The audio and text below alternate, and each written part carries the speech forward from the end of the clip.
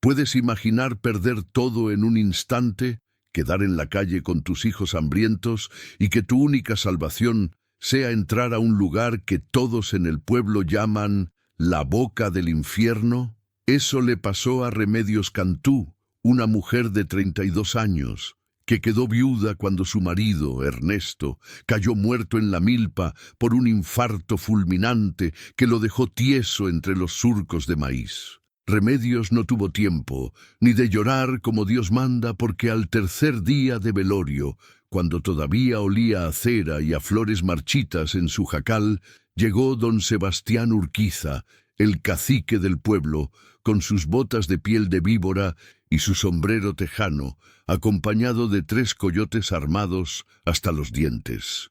Don Sebastián escupió en el piso de tierra de la choza y le dijo con voz de piedra que su difunto Ernesto le debía 50,000 pesos de un préstamo para las semillas, y que si no pagaba en 24 horas, él mismo iba a quedarse con el terrenito, con la casa y hasta con las gallinas. Remedios cayó de rodillas suplicando, abrazando las botas mugrientas del cacique, pero don Sebastián solo se rió mostrando sus dientes de oro y le dio una patada que la tiró contra el fogón apagado. Los niños lloraban en el rincón, 3 criaturas flacas y asustadas.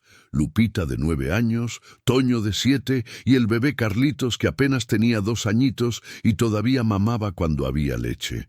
Al día siguiente, don Sebastián volvió con un papel firmado por el juez corrupto del municipio y sacó a Remedios y a sus hijos a empujones, tirando sus pocas pertenencias al camino polvoriento, mientras el pueblo entero miraba desde las ventanas sin atreverse a ayudar, porque todos le temían al cacique y a sus pistoleros. Remedios cargó al bebé en el rebozo, tomó de la mano a Lupita y a Toño y caminó por el pueblo sin rumbo, sin dinero, sin nada más que una bolsa con 3 tortillas duras y un poco de frijol frío. La gente cerraba las puertas cuando la veían pasar, porque nadie quería problemas con don Sebastián, y Remedios sintió el peso de la soledad como una piedra en el pecho que la iba aplastando con cada paso. Si das like y te suscribes a este canal, ayudas a que historias de mujeres valientes como Remedios lleguen a más personas que necesitan escuchar que siempre hay esperanza, incluso en la oscuridad más profunda. Cuando cayó la noche, Remedios y sus hijos llegaron a las afueras del pueblo, donde la carretera se convertía en un camino de terracería lleno de baches y espinas. Y ahí, detrás de un cerco de alambre oxidado y árboles retorcidos que parecían garras negras contra el cielo púrpura, estaba el Hotel Miravalle. El edificio era una monstruosidad de 3 pisos, con las paredes descascaradas color rosa pálido, las ventanas rotas como ojos ciegos y un letrero chueco que colgaba de un solo tornillo y decía Hotel Miravalle, fundado 1952, con letras que alguna vez fueron doradas, pero ahora eran del color del óxido y la sangre seca. Nadie en el pueblo se acercaba al Hotel Miravalle, ni siquiera los borrachos más valientes, ni los niños más atrevidos, porque todos sabían la historia que se contaba desde hacía más de 40 años. En 1978, el hotel había sido un lugar elegante donde llegaban turistas de la capital y gringos con cámaras fotográficas, hasta que una noche de tormenta, el dueño del hotel, don Jacinto Miravalle, enloqueció y mató a toda su familia con un machete.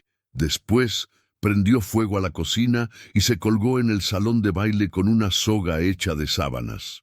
Decían que los gritos de la esposa y de los 5 hijos de don Jacinto todavía se escuchaban en las noches sin luna, que las luces se encendían solas en los cuartos vacíos, y que una presencia terrible vigilaba el lugar, una cosa antigua y malvada que había hecho un pacto con don Jacinto para darle riqueza a cambio de sangre. Los viejitos del pueblo juraban que habían visto una sombra enorme moverse entre las ruinas, algo que arrastraba su cuerpo pesado por los pasillos y dejaba un rastro viscoso en el piso, algo que vigilaba el hotel como un guardián del infierno. Remedios sabía todo esto, Había crecido escuchando las historias de terror, pero cuando vio a sus hijos tiritando de frío y hambre, cuando escuchó el llanto desesperado del bebé Carlitos pidiendo leche que ella no tenía, tomó una decisión que cambiaría su destino para siempre. Cortó el alambre oxidado con una piedra filosa, empujó la puerta principal, que crujió como huesos rotos, y entró al Hotel Miravalle con sus 3 hijos aferrados a su falda. El interior del hotel olía a humedad, a podredumbre, a muerte antigua, y el piso de mosaico estaba cubierto de hojas secas, excrementos de murciélagos y manchas oscuras que parecían sangre vieja que el tiempo nunca había podido borrar. En la pared del recibidor todavía colgaba un retrato enorme de don Jacinto Miravalle, un hombre gordo de bigote negro y ojos hundidos que parecían seguirte a donde fueras. Y debajo del retrato había un escritorio de madera carcomida donde alguna vez los huéspedes firmaban el registro, pero ahora solo había telarañas gruesas como cortinas. Remedios encontró una habitación en el primer piso que tenía una cama vieja, con el colchón lleno de agujeros de ratones. Barrió con las manos el polvo y los insectos muertos, y acostó a sus hijos en esa cama mientras les cantaba una canción de cuna, con voz quebrada, para que no escucharan los sonidos extraños que ya empezaban a llenar el edificio. Crujidos en las escaleras, susurros en los pasillos, y un sonido arrastrado, pesado, como si algo enorme se moviera en los pisos de arriba. Lupita, la niña de 9 años, se aferró al brazo de su madre y le preguntó con los ojos llenos de lágrimas si era verdad que el hotel estaba embrujado. Pero Remedios le acarició el pelo y le dijo que los únicos monstruos reales eran los hombres como don Sebastián, que los fantasmas no podían hacerles daño porque ellos ya estaban viviendo una pesadilla peor. Durante los primeros 3 días, Remedios salió cada mañana a buscar trabajo, dejando a Lupita cuidando a sus hermanitos, pero nadie en el pueblo quería contratarla porque corrió el rumor de que estaba viviendo en el hotel maldito y todos pensaban que estaba loca o endemoniada. Regresaba cada tarde con las manos vacías, a veces con una bolsa de tortillas que le daba la panadera por lástima, otras veces sin nada, y se sentaba en las escaleras del hotel a llorar en silencio mientras sus hijos dormían arriba. Pero en la 4ª noche, cuando el hambre ya era un dolor constante que hacía que los niños se quejaran en sueños, Remedios escuchó algo que la hizo levantarse de golpe. Gritos. Gritos de mujer que venían desde el 3er piso, gritos desesperados que decían «¡Ayúdenme! ¡Por favor! ¡Que alguien me ayude!», con un acento que no era del pueblo, con una voz joven y aterrorizada que cortaba el aire de la noche como un cuchillo. Remedios agarró una lámpara de aceite que había encontrado en una de las habitaciones, la encendió con manos temblorosas y subió las escaleras hacia el 3er piso mientras su corazón latía tan fuerte que sentía que iba a estallarle en el pecho.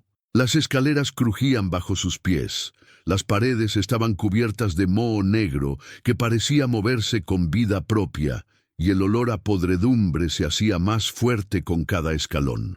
Los gritos se volvían más claros, más reales, y Remedios podía escuchar ahora que había más de una voz. Había sollozos de niños, súplicas de hombres, todos mezclados en un coro de agonía que parecía venir de todas partes y de ninguna parte al mismo tiempo. Cuando llegó al 3er piso, la luz de su lámpara iluminó un pasillo largo, con puertas a ambos lados, y al final del pasillo había una puerta doble de madera tallada con las palabras «Salón de baile», grabadas en letras elegantes. Los gritos venían de ahí.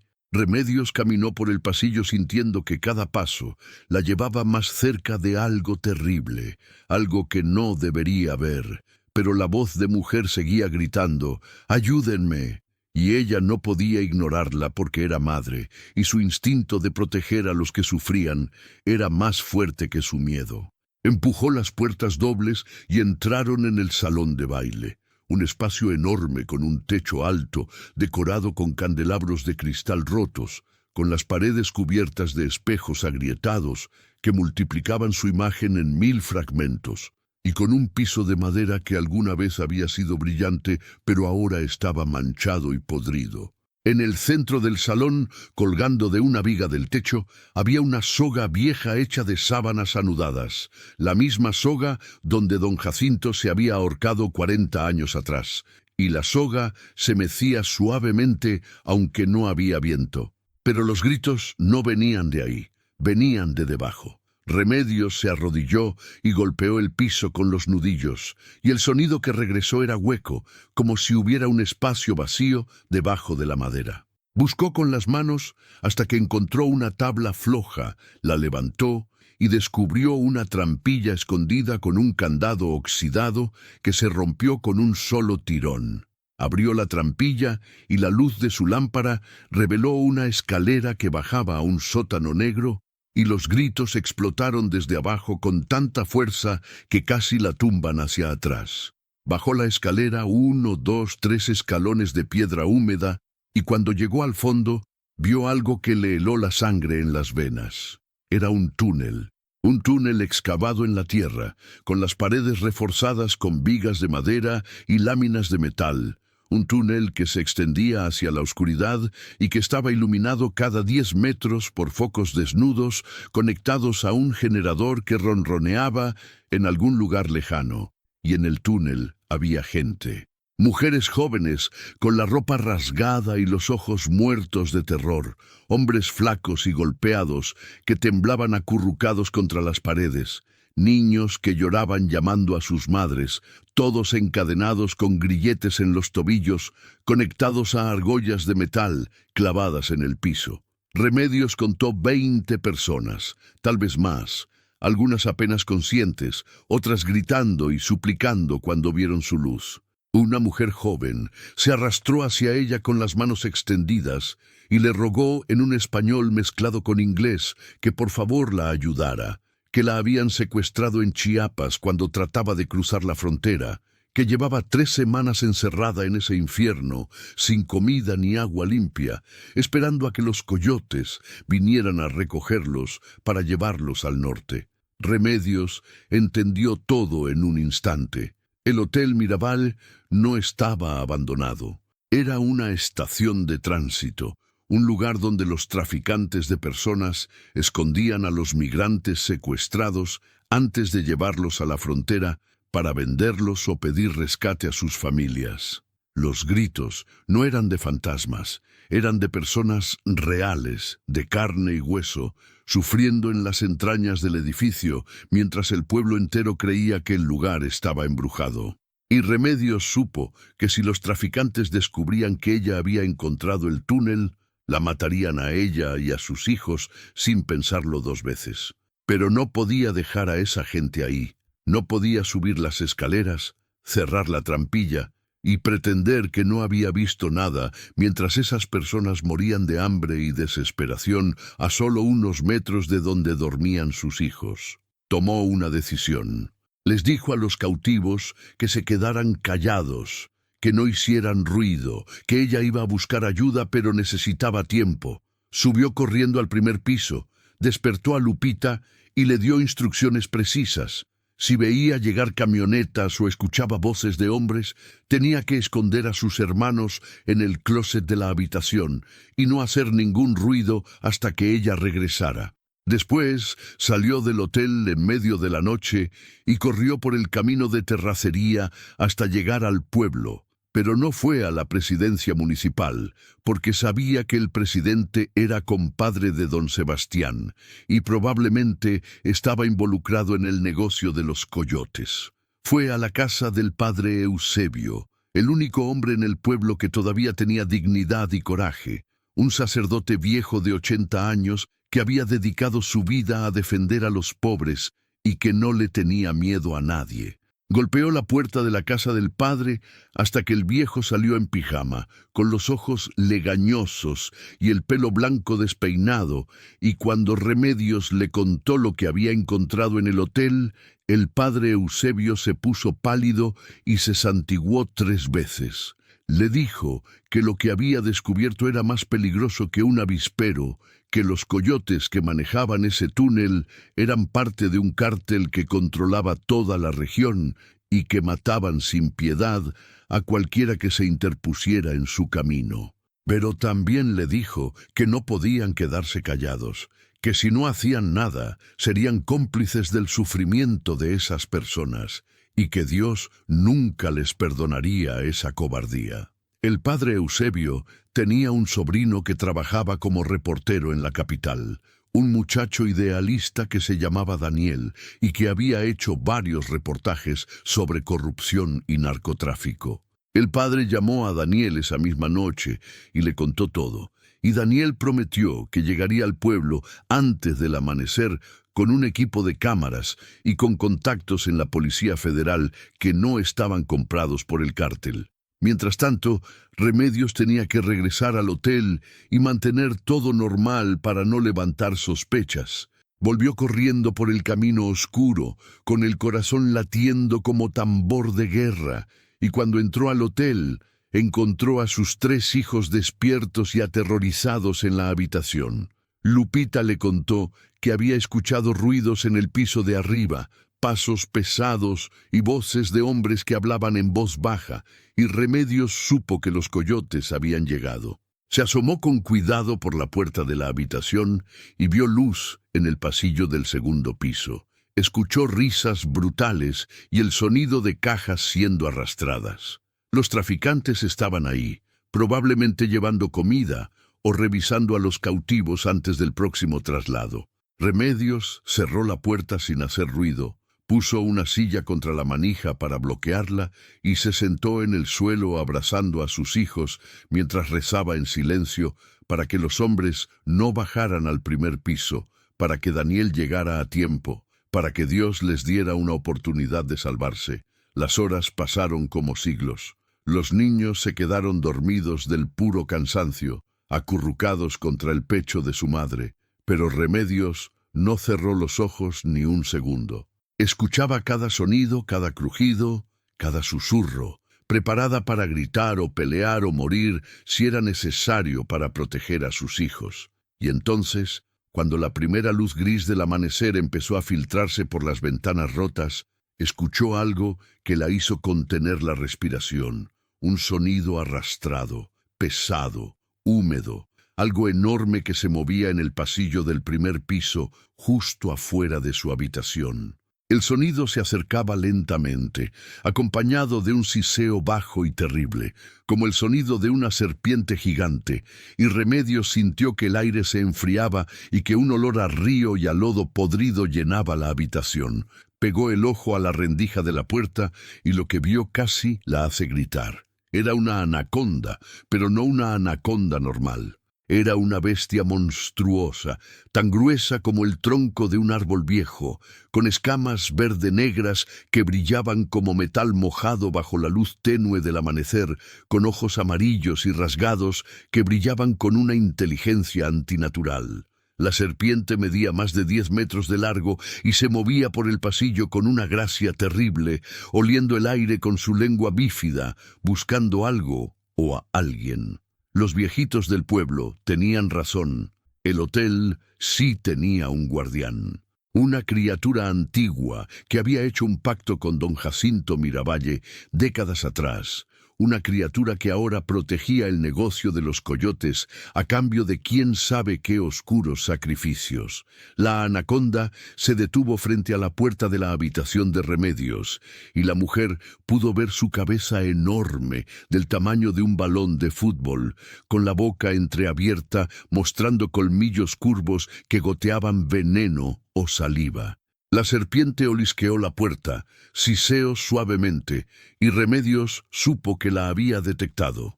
Los niños seguían dormidos, gracias a Dios, pero Remedios sabía que si la anaconda entraba, no habría manera de pelear contra esa cosa. Cerró los ojos y rezó con toda su alma, no por ella misma sino por sus hijos, para que si tenían que morir, fuera rápido y sin dolor. Pero entonces pasó algo inexplicable. La anaconda se quedó quieta frente a la puerta durante un minuto eterno, y después Lentamente, se dio la vuelta y se arrastró hacia las escaleras, subiendo al segundo piso con su cuerpo serpenteante. Remedios no entendía por qué la criatura no había atacado, pero no iba a quedarse para averiguarlo. En ese momento escuchó el sonido de motores afuera del hotel, el sonido de varias camionetas frenando sobre la gravilla, y voces gritando: «¡Policía Federal! ¡Salgan con las manos arriba!». Daniel había llegado con las autoridades.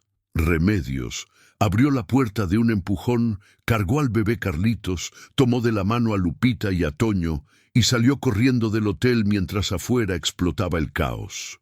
Había 3 camionetas de la Policía Federal rodeando el edificio, agentes con chalecos antibalas y rifles de asalto entrando por todas las puertas, y Daniel, el reportero, estaba ahí con su camarógrafo filmando todo.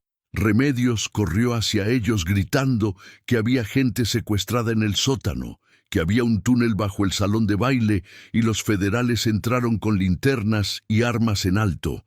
Lo que encontraron esa mañana fue una de las operaciones de tráfico humano más grandes que se había descubierto en la región en los últimos 10 años.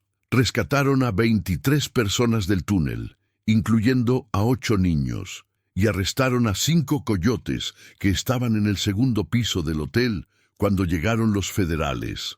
Pero lo más impresionante fue lo que encontraron en el tercer piso. En el salón de baile, enrollada alrededor de la viga donde colgaba la soga de Don Jacinto, estaba la anaconda gigante, con el cuerpo inmóvil y los ojos cerrados.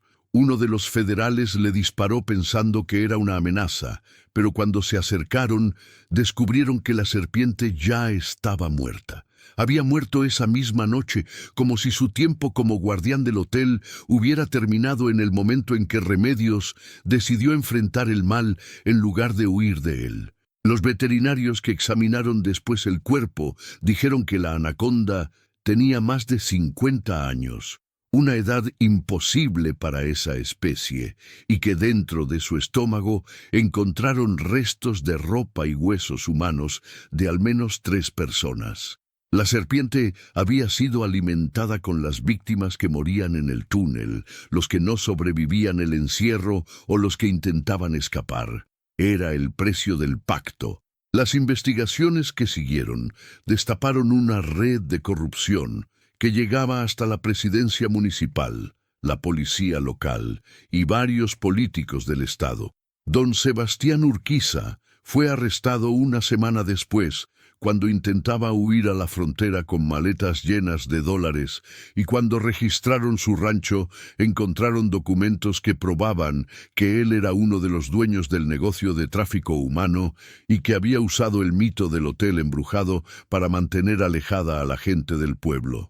El juez corrupto también fue arrestado, junto con el presidente municipal y 2 comandantes de la policía. El reportaje de Daniel se volvió viral en todo el país, apareció en la televisión nacional y en periódicos internacionales, y Remedios Cantú se convirtió en un símbolo de coraje y resistencia.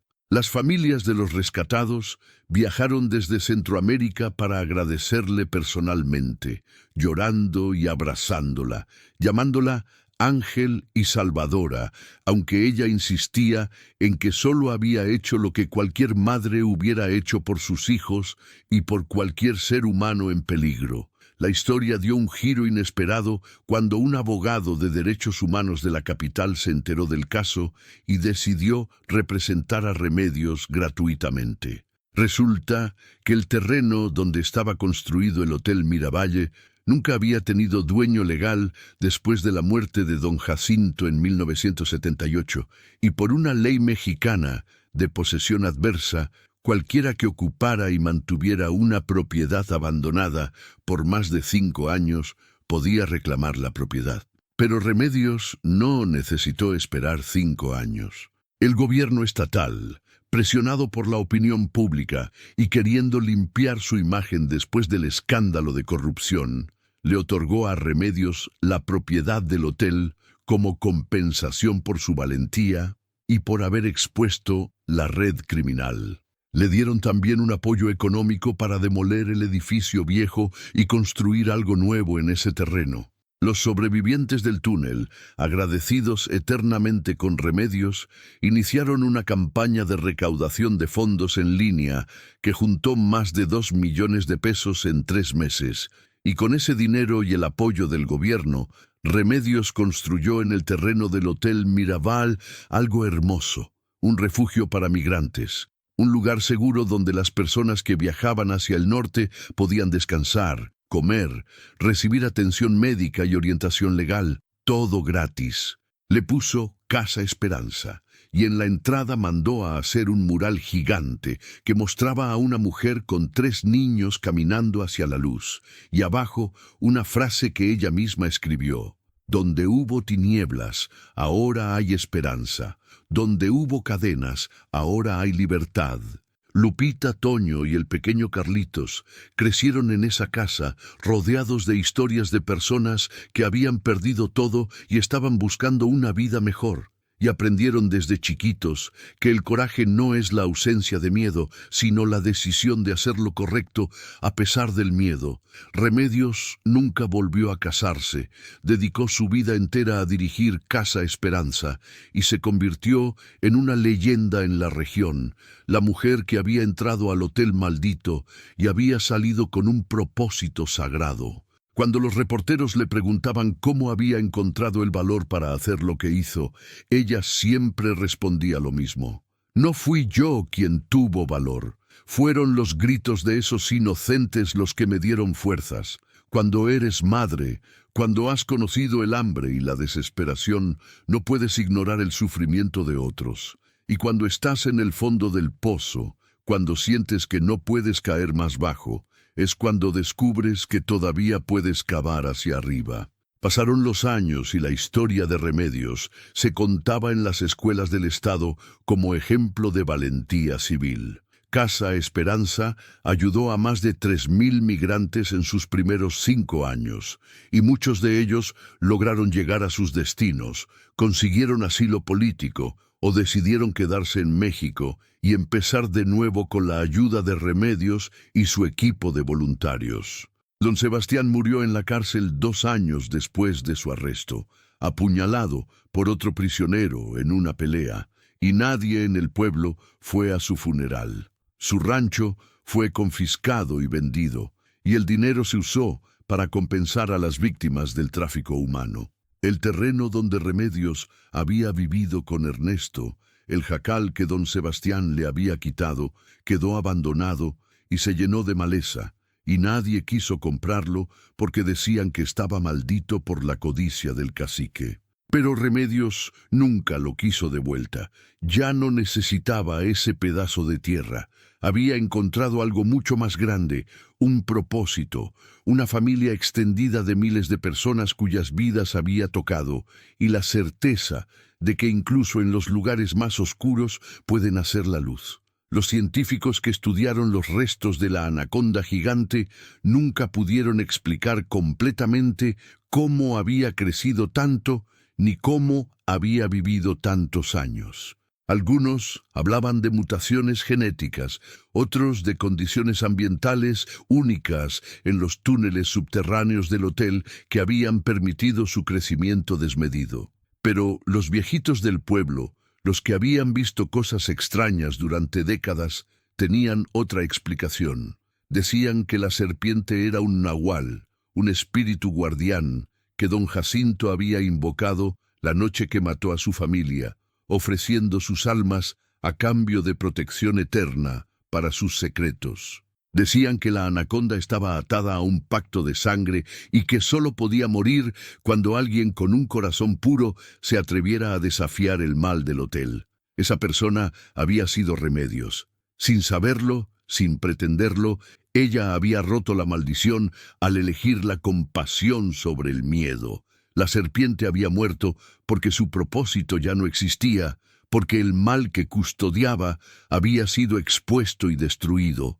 Había una parte de la historia que Remedios nunca le contó a nadie, ni siquiera a sus hijos. La noche en que la anaconda se detuvo frente a su puerta y la olisqueó sin atacar, Remedios había tenido una visión extraña. Por un segundo imposible de explicar, había visto reflejado en los ojos amarillos de la serpiente el rostro de una mujer joven, hermosa y triste, con lágrimas corriendo por sus mejillas. Era uno de los rostros del mural que había visto en el salón de baile, uno de los retratos de la familia de don Jacinto, su esposa. Y en ese momento, Remedios entendió algo que la ciencia nunca podría explicar. La anaconda no era solo un guardián del mal, era también una prisionera. Era el alma atormentada de la esposa de don Jacinto, transformada en monstruo por el pacto oscuro de su marido, obligada a proteger el lugar de su propio asesinato durante décadas.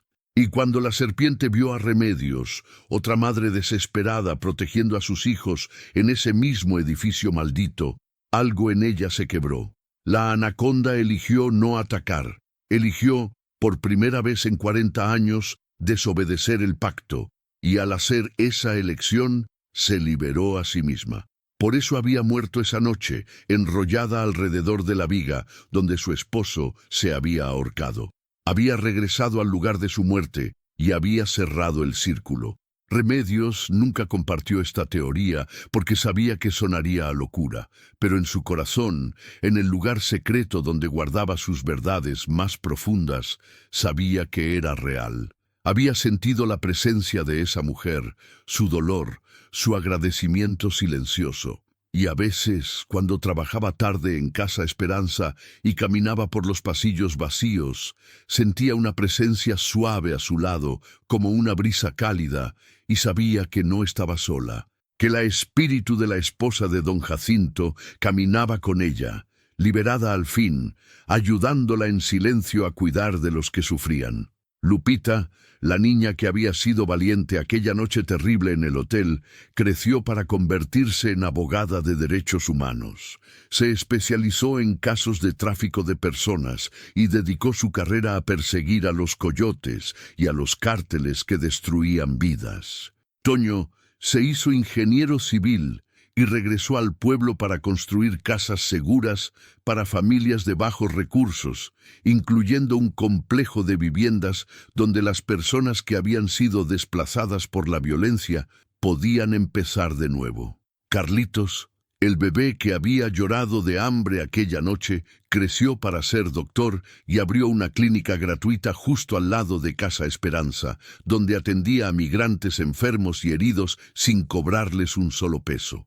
Los 3 hijos de Remedios eran el testimonio viviente de que la pobreza y la desesperación no determinan el destino, que los hijos de una viuda sin techo pueden convertirse en pilares de su comunidad si alguien les da una oportunidad y un ejemplo de dignidad. En el 10º aniversario de la apertura de Casa Esperanza, el gobierno federal invitó a Remedios a la Ciudad de México para recibir el Premio Nacional de Derechos Humanos. Ella viajó en autobús, como siempre había viajado, llevando el mismo rebozo gastado que había usado para cargar a Carlitos aquella noche terrible, y cuando subió al estrado en el Palacio Nacional para recibir la medalla de manos del presidente de la República, había miles de personas en el auditorio de pie aplaudiendo, llorando, gritando su nombre.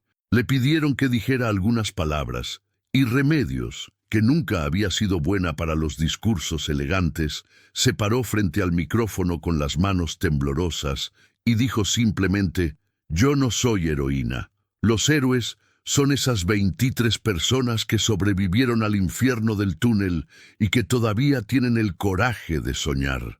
Los héroes son mis hijos que nunca se avergonzaron de haber dormido en un hotel abandonado.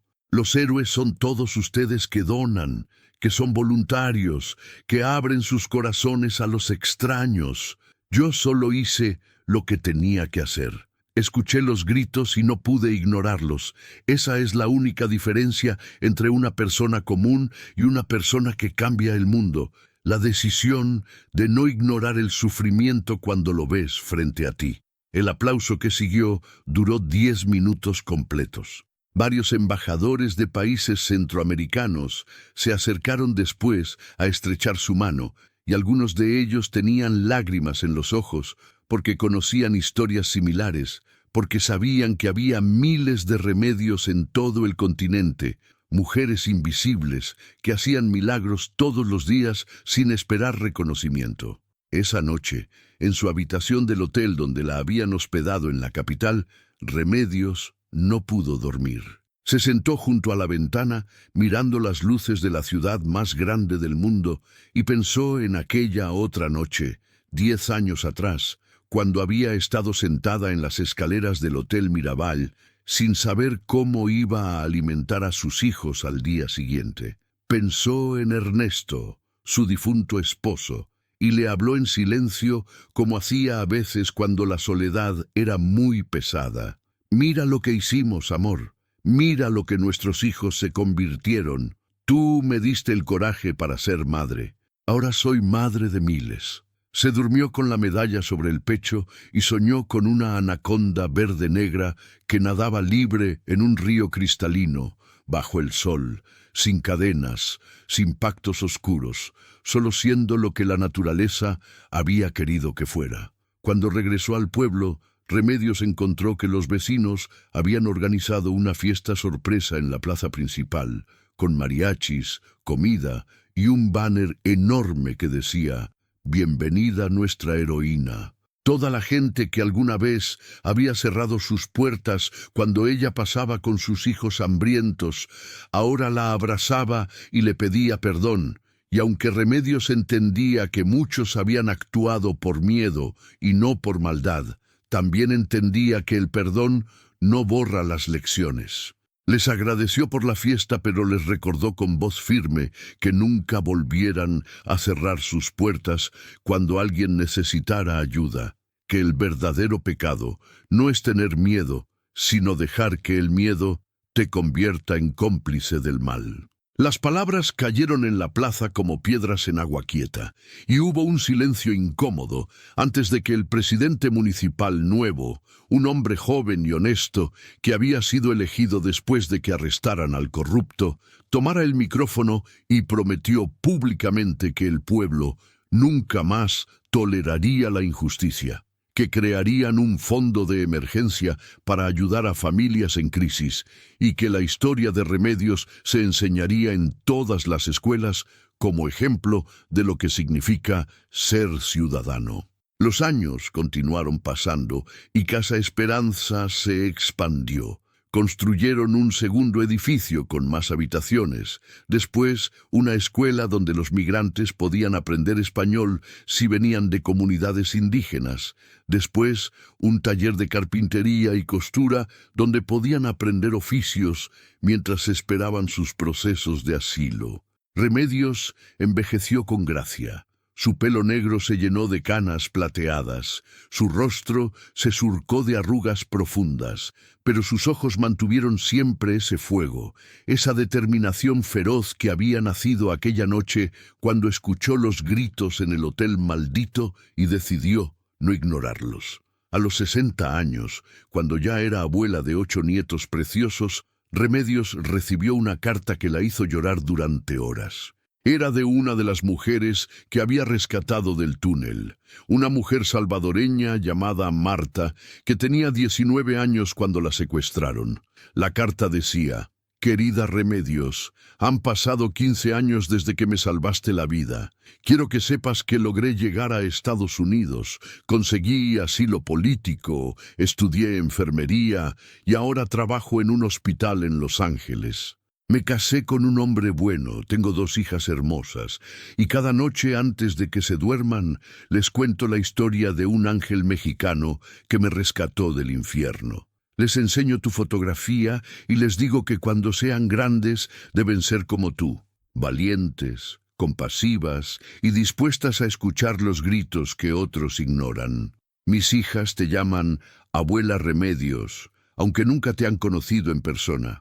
Algún día las llevaré a México para que te conozcan y te den un abrazo. Mientras tanto, quiero que sepas que cada vez que ayudo a un paciente en el hospital, cada vez que sostengo la mano de alguien que tiene miedo, estoy continuando tu trabajo. Eres la razón por la que creo en la bondad humana. Eres la prueba de que una persona puede cambiar el mundo. Te amo, madre, porque eso es lo que eres para mí, mi segunda madre, la que me dio una segunda oportunidad de vivir. Con amor eterno, Marta. Remedios leyó esa carta tantas veces que las palabras empezaron a borrarse y la guardó en una caja especial donde tenía todas las cartas similares que había recibido a lo largo de los años, cientos de cartas de personas a las que había ayudado, cada una un testimonio de que su decisión aquella noche no había sido en vano. Había una última cosa que Remedios hizo antes de que su cuerpo empezara a fallarle por la edad. Regresó al terreno donde alguna vez estuvo el Hotel Miravalle, ahora ocupado completamente por Casa Esperanza, y pidió que cavaran en el lugar exacto donde había estado el salón de baile.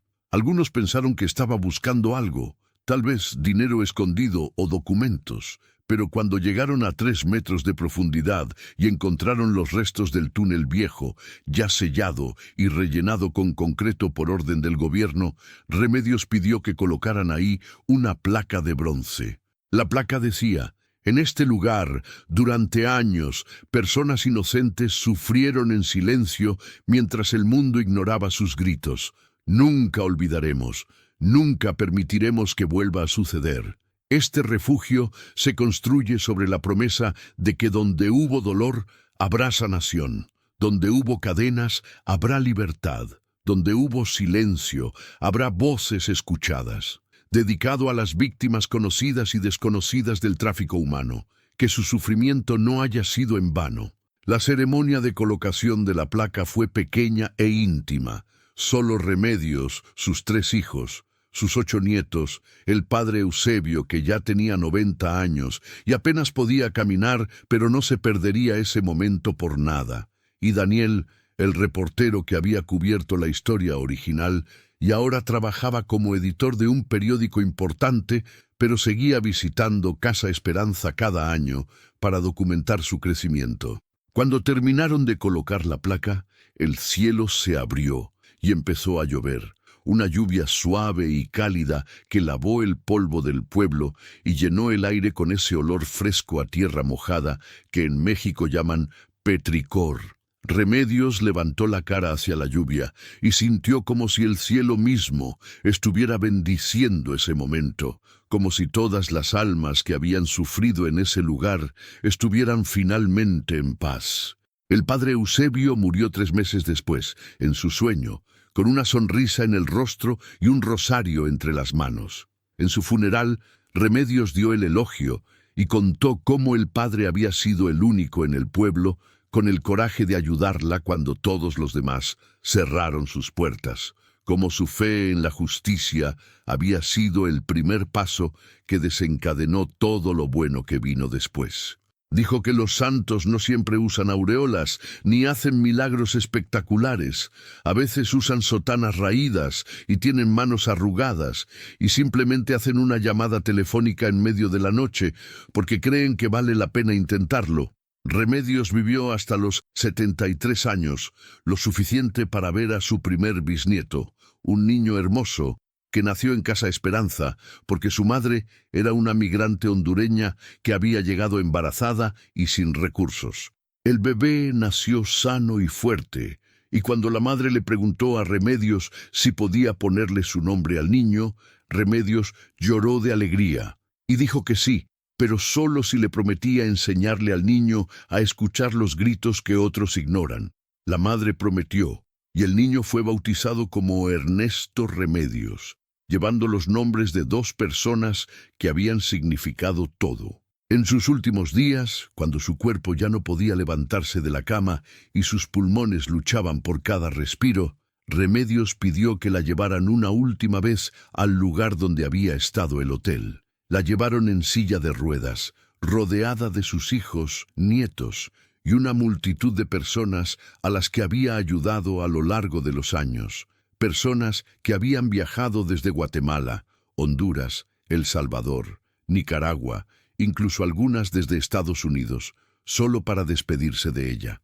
Remedios miró el edificio hermoso de Casa Esperanza, las paredes pintadas de colores brillantes, los niños jugando en el patio, las familias comiendo juntas en el comedor comunitario, y sonrió con una paz profunda. Le dijo a Lupita, su hija mayor que ahora dirigía Casa Esperanza: «¿Ves, mija?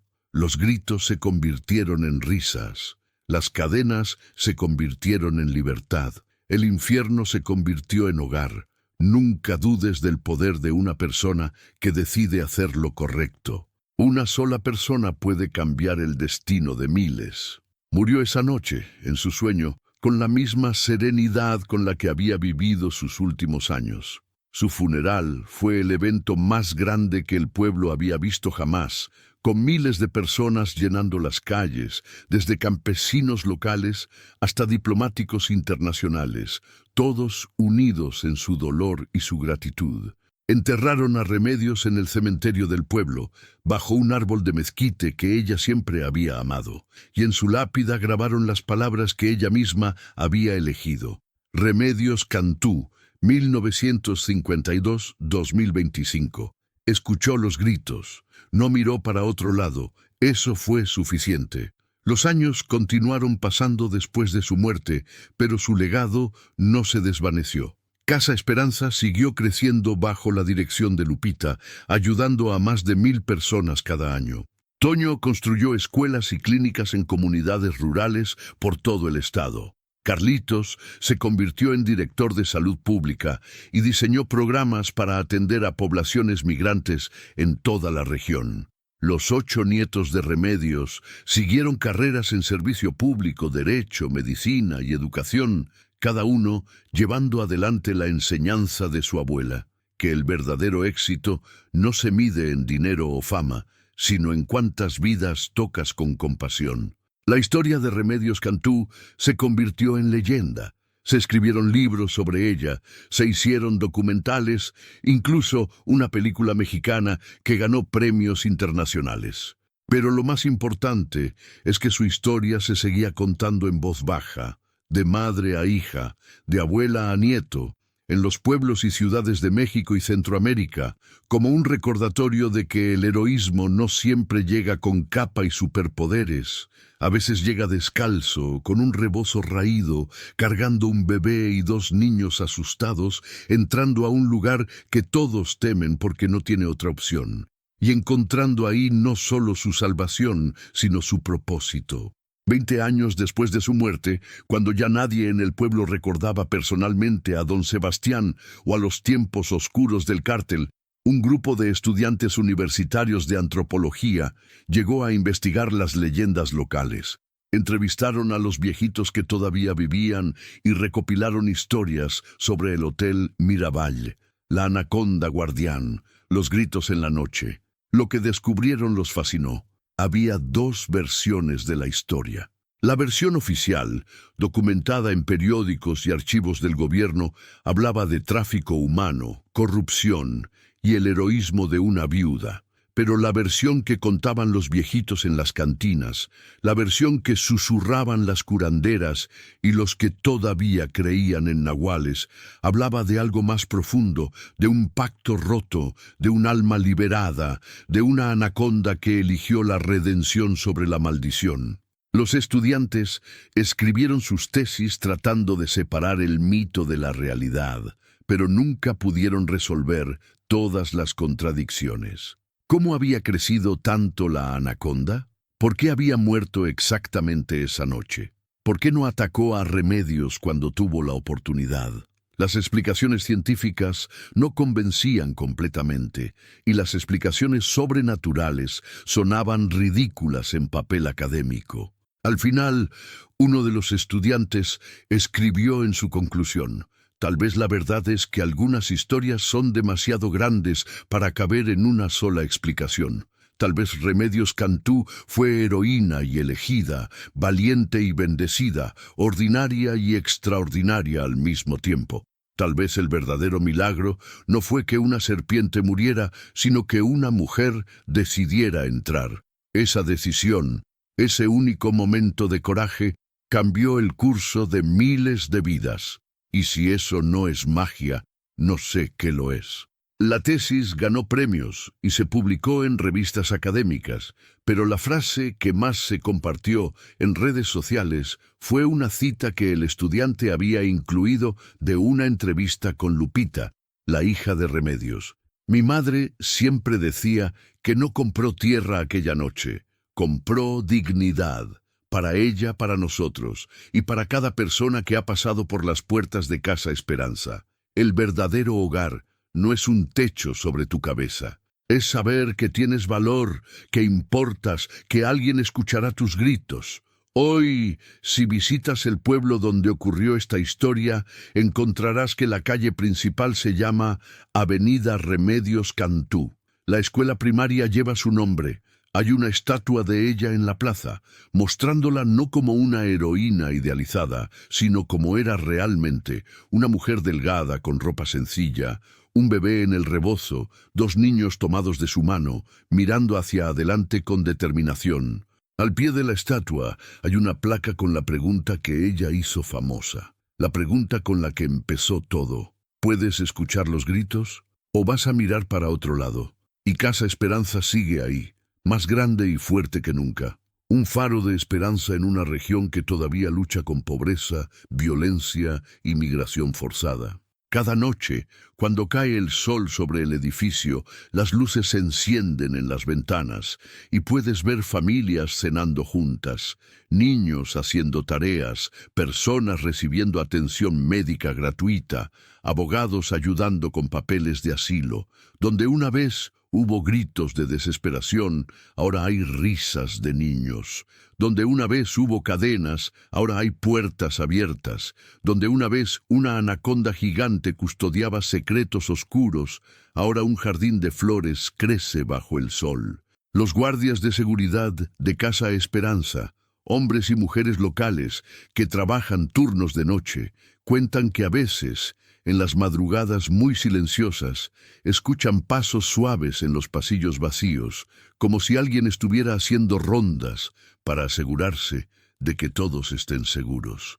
Nunca encuentran a nadie cuando van a revisar, pero tampoco sienten miedo. Dicen que es Remedios, que todavía cuida de su casa incluso en la muerte. Otros dicen que son las almas de las víctimas del túnel, finalmente en paz, ayudando a cuidar del lugar que se construyó sobre su sufrimiento. Y algunos, los más viejitos y supersticiosos, juran que en las noches de luna llena, si te paras exactamente donde estaba el salón de baile del viejo hotel, puedes ver una sombra delgada y serpenteante moverse entre los árboles del jardín, no amenazante sino protectora, como un guardián que finalmente encontró un propósito noble. Los científicos y los escépticos se ríen de estas historias, las descartan como folclore pintoresco, pero la gente del pueblo sabe la verdad, que algunas cosas no pueden explicarse con lógica, que el bien y el mal son fuerzas reales que luchan en el mundo, y que a veces, solo a veces, el bien gana de una manera tan completa que transforma hasta a los guardianes del mal en protectores de la luz. Esta es la historia de Remedios Cantú, la viuda que entró al hotel que todos temían y salió con un propósito que cambió miles de vidas. Es una historia de coraje, de sacrificio materno, de cómo una decisión, en un momento de desesperación, puede tener consecuencias que se expanden como ondas en el agua, tocando orillas que nunca imaginaste alcanzar. Es una historia que te recuerda que no necesitas ser rica ni poderosa ni especial para cambiar el mundo. Solo necesitas escuchar los gritos que otros ignoran y tener el coraje de hacer algo al respecto. Entonces, déjame preguntarte algo, y piénsalo bien antes de responder. Si tú estuvieras en la posición de Remedios aquella noche, con tus hijos hambrientos, sin un lugar donde dormir, y escucharas gritos de desesperación viniendo desde un sótano en un edificio maldito, ¿qué harías? ¿Cerrarías los oídos y protegerías solo a los tuyos? ¿O abrirías esa trampilla sabiendo que podría costarte la vida, pero también podría salvar a docenas de inocentes? Tu respuesta a esa pregunta dice más sobre quién eres realmente que cualquier otra cosa en tu vida. Déjame tu respuesta en los comentarios, porque necesito saber, ¿eres de los que escuchan los gritos o de los que miran para otro lado? Y recuerda siempre las palabras finales de Remedios. No compró tierra, compró dignidad, y esa es una inversión que nunca pierde su valor, porque la dignidad es lo único que nadie puede quitarte a menos que tú se lo permitas, y es lo único que cuando la das a otros se multiplica en lugar de disminuir.